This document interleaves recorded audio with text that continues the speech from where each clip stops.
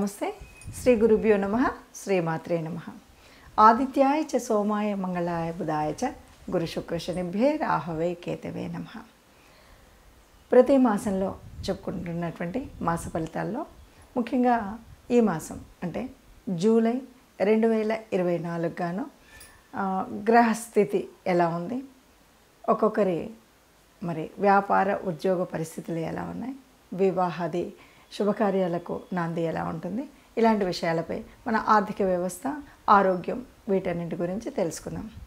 ముందుగా జూలై మాసం అంటే ఈ మాసానికి కొంత ప్రత్యేకత అయితే ఉంది అని చెప్పాలి.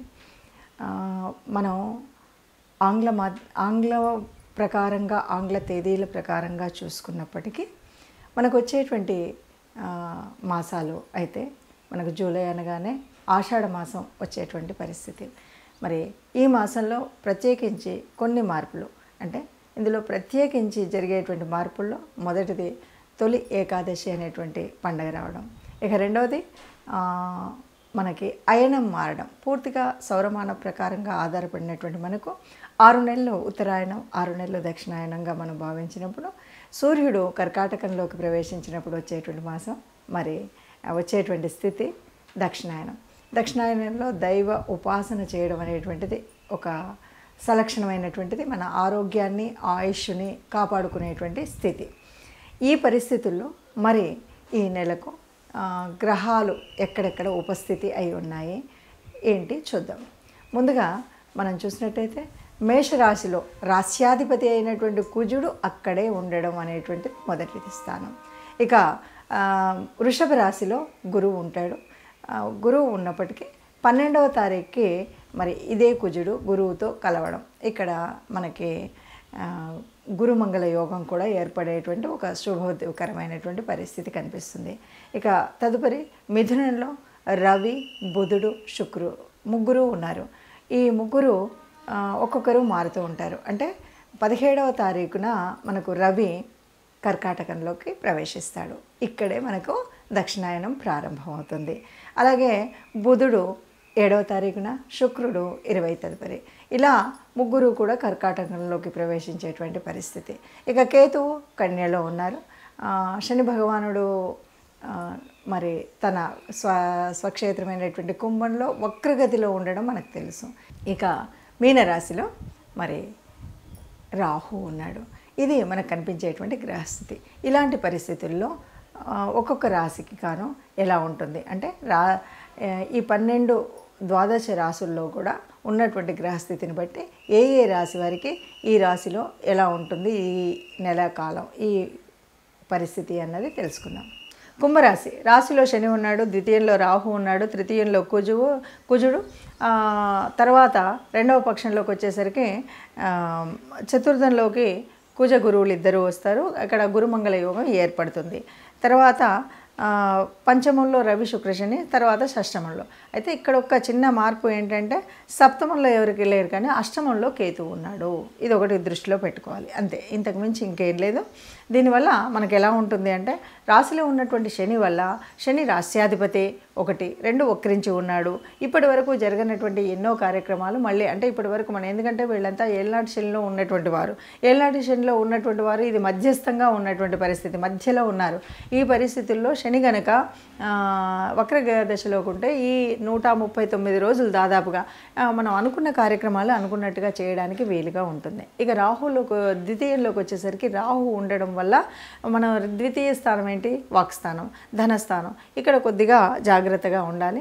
తృతీయంలో మన కమ్యూనికేషన్ అదంతా కూడా బాగా ఉండే విధంగా కుజుడు ఉన్నాడు. చతుర్థంలోకి వచ్చేసరికి గురుమంగళ యోగం ఏర్పడుతుంది కాబట్టి ఇది కుటుంబ విషయంలో బాగా ఉంటుంది. కుటుంబం అప్రయత్నంగా కానీ ప్రయత్నంగా కానీ మనం అందులో సంపాదన అంతా కూడా బాగుంటుంది, సౌఖ్యం ఉంటుంది. పంచమంలో రవి శుక్రులు ఉండడం వల్ల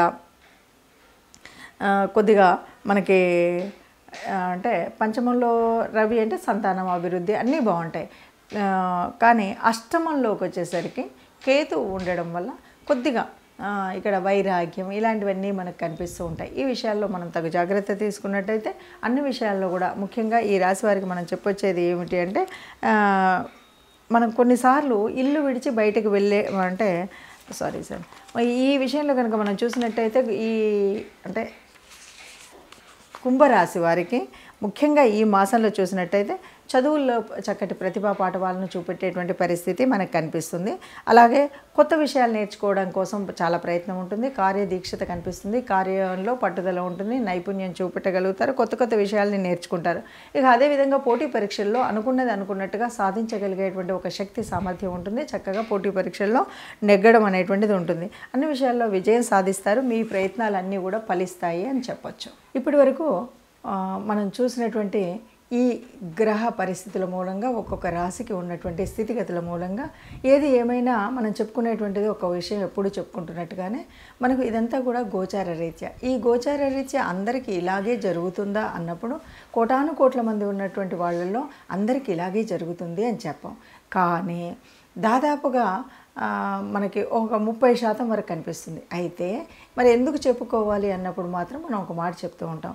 అందరికీ వారి జన్మ కుండలి కనుక తెలిసినట్టయితే దాని ప్రకారంగా మనం చూసినట్టయితే ఇప్పుడు ఈ మాసంలో ప్రత్యేకించి మనకు ఒక యోగం గురించి చెప్తున్నాం.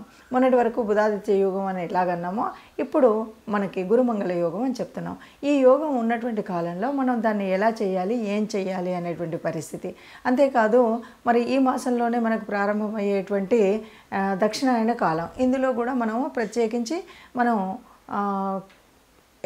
ఇంటి ఇలవేల్పును కానీ కులదేవతను కానీ నిత్యం ప్రార్థించినట్టయితే మనకు ఉన్నటువంటి అనేక గ్రహదోషాలు కూడా తొలగిపోయేటువంటి అవకాశం ఉంది. అందువల్ల మీకున్నటువంటి గ్రహ పరిస్థితిని చూసుకొని మనం ఏం పరిహారం చేసుకోవాలి.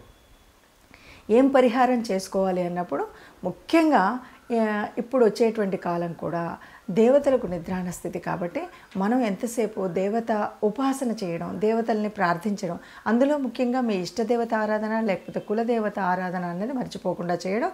దానితో పాటు ఆరోగ్యం సరిగ్గా ఉండాలి అనేటువంటి వాళ్ళందరూ కూడా ఎవరైనా అనారోగ్యంతో ఉన్నటువంటి వారు కానీ ఇప్పుడున్న వాళ్ళు ఆరోగ్యాన్ని సమతుల్యంగా ఉంచుకోవాలనుకునేటువంటి వారు కానీ ప్రత్యక్ష సూర్యనారాయణుడు మర్చిపోకుండా ప్రార్థించడం, సూర్య నమస్కారాలు చేయడం, ఆదిత్య హృదయం వినడం, ఇవి ఈ మాసమంతా తప్పనిసరిగా చేయాలి. ఈ మొదటి పక్షంలో చేయాలి, రెండో పక్షంలో చేయాలి.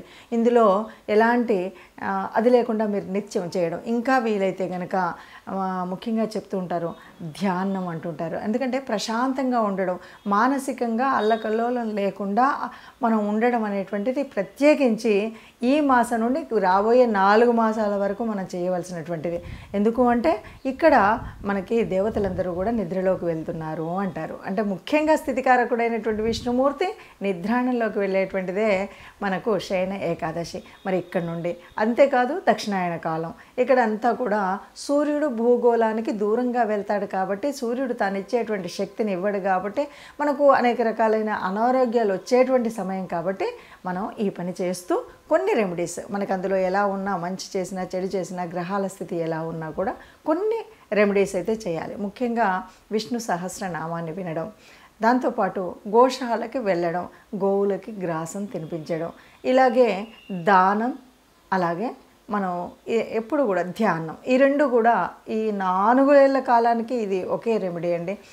మనకు చేతనైనంత దానం చేయడం, ఏదైనా సరే ప్రశాంతంగా ఉంటూ ఇష్టం వచ్చినట్టుగా ఎక్కువ తక్కువగా మాట్లాడకుండా ఉండడం అనేటువంటిది మంచి రెమెడీగా మనం చెప్పుకోవచ్చు. ఈ రకంగా మనం చేసినట్టయితే అందరం సుఖంగా ఉంటాం. అందులో మనము ఉండాలని ఆశిస్తూ సర్వే జనా సుఖినో భవంతు.